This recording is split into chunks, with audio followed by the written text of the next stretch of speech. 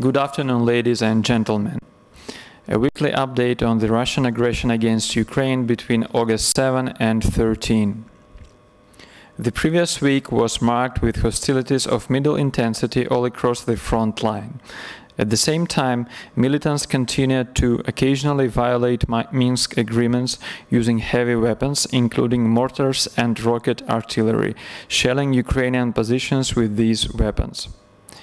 To aggravate the situation, the enemy relocated 2 tank units closer to the front line in the Lugansk and Mariupol sectors.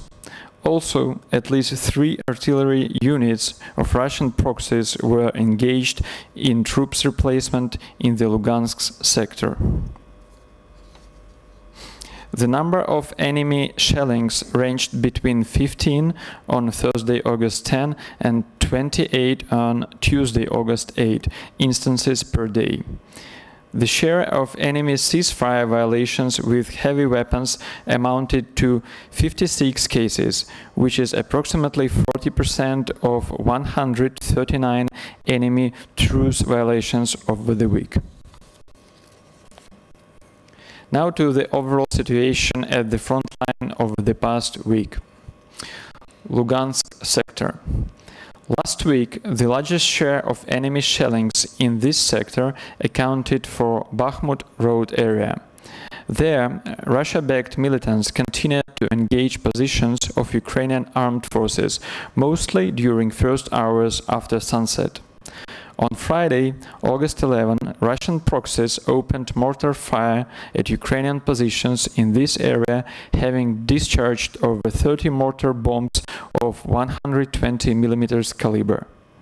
The next day, hostilities stayed at the same level. Militants fired over 50 mortar bombs during hours of darkness following the sunset.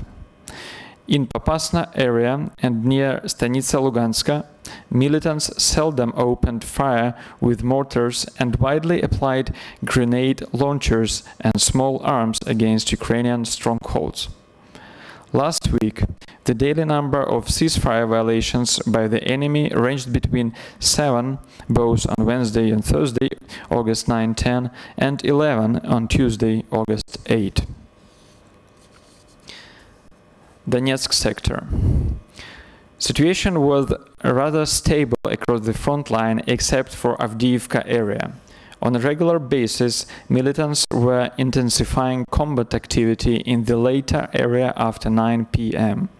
The heaviest enemy shelling was recorded on Tuesday, August 8, when invaders during 4 hours were opening fire with mortars, grenade launchers and small arms. The enemy discharged over 80 mortar bombs in Avdiivka industrial area and about 40 mortar shells at the Shakhabutivka position and near Kamyanka. Last week, the daily number of ceasefire violations by the enemy ranged between 1 on August 10 and 11 yesterday on August 13. Mariupol sector.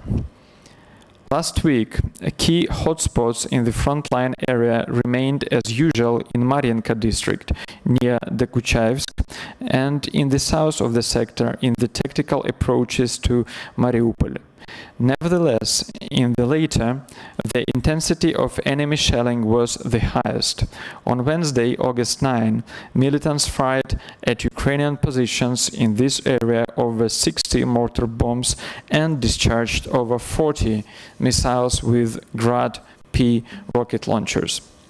Last week, the daily number of ceasefire violations by the enemy ranged between 4 and 13. Last week, Ukrainian troops registered 11 episodes of hostile drones conducting aerial reconnaissance along the front line, out of which 3 episodes were registered in the Lugansk sector, 4 in the Donetsk sector, and 4 in the Mariupol sector. The military intelligence of Ukraine reports about further military assistance coming from Russia to its proxies in the eastern Ukraine. Last week, Moscow supplied militants with 1,200 tons of fuel in 20 railway tank cars. No instances of weapons delivery to militants from Moscow were recorded last week. As per intelligence reports, the number of casualties among Russian proxies is 8 killed and 35 wounded over the week. The enemy sustained the majority of casualties in the Mariupol sector and near Avdiivka. Last week, 6 Ukrainian service members were killed in action and 27 servicemen were wounded in action. This includes one service member killed and 2 wounded in booby trap explosions, and 1 more Ukrainian serviceman wounded by enemy sniper. Our hearts go out for the families and friends of the fallen heroes. Last week, 2 non-residential buildings were damaged by enemy fire. Both of them are located in the Mariupol sector. Also, during shellings, militants damaged 2 segments of gas pipeline close to Novoluhansk, Donetsk sector and Berezove, Mariupol sector. Both of them were immediately repaired by Ukrainian engineers.